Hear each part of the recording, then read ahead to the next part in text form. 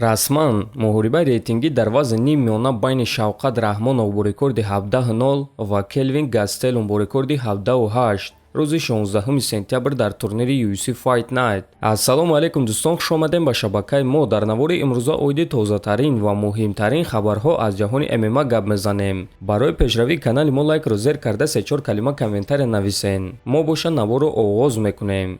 шахсоне ки аз Москва ва Московский област хоҳиши гузаштани граница дошта бошен, пас мо ба шумо одамони бабоварӣ, акай ғулом ва акай умедро тавсия медиҳем ки тӯли чанд сол мешавад ки онҳо дар ин соҳа кору фаъолият мекунанд. Ин бародару шуморо аз Москва ва Московский област гирифта ба мошинҳои худ ба границаи Қазоқистон бурда меоранд. мошинҳои ин бародару мошинҳои замонавӣ буда ҳамаи шароитҳоро доранд, то ин ки шуморо ба роҳат бурда биёранд. барои ҳамаи худи ҳозир ба номерҳои дар рӯи экран буда ё ин ки ба ватсапи ин рақамҳо занг занен ва граница гузашта ҳуҷҷатҳои худро хуб кунен ва агар ки скидка гирифтан хоҳед, пас ҳатман аз номи канали мо Паҳлавон теҷа гап занен.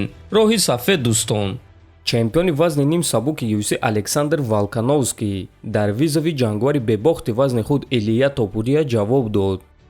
ман шунидам ки бисёриҳо мегӯянд ки Илия пеш аз муҳорибаи унвонӣ бояд ки боз як муҳорибаи дигар гузаронад, аммо ман бо ин чиз розӣ нестам.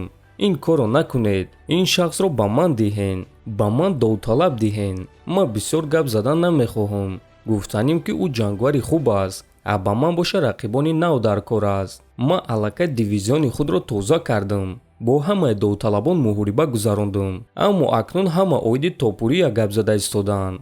ӯ бо баромади худ ҳамаро ҳайрон кард. лекин ҳозир ҳамаи диққати ман дар муҳориба зидди Яир Родригес аст. ӯ вазифаи аввалин дараҷа аст ва ман фикр мекунам ки ӯ аз Илия дида хатарноктар аст. аммо ба ҳар ҳол Илияро барои ман нигоҳ дорен, чунки ман бо ӯ ҷангидан мехоҳам. ман фаъол будан мехоҳам, гуфтааст чемпион. хотиррасон мекунам ки муҳорибаи унвонӣ байни Александр Волкановский ва Яир Родригес аллакай рӯзи 9 июл дар турнири UFC 290 баргузор мегардад.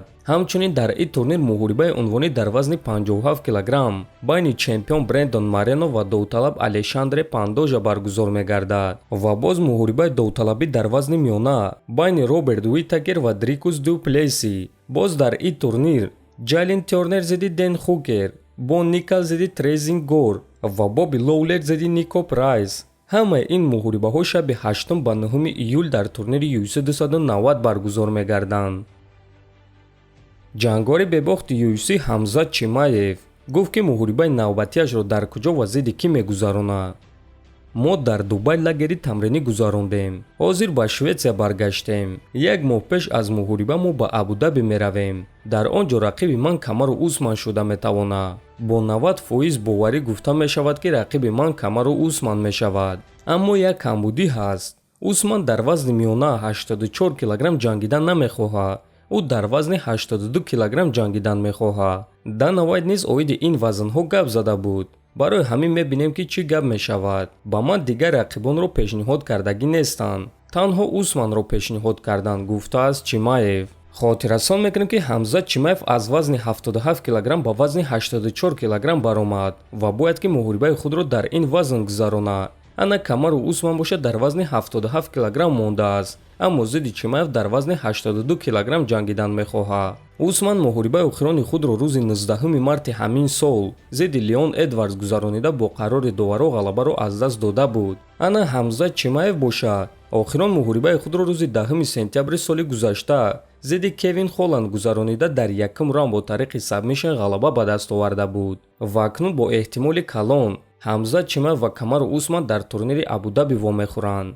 дӯстон, агар ки ин муҳориба баргузор гарда, ба фикри шумо кӣ ғолиб шуда метавонад? метавонед фикротонро нависен. ҳатман дар канали мо обуна шавен. то боздид, хонободу сарбаланд бошен.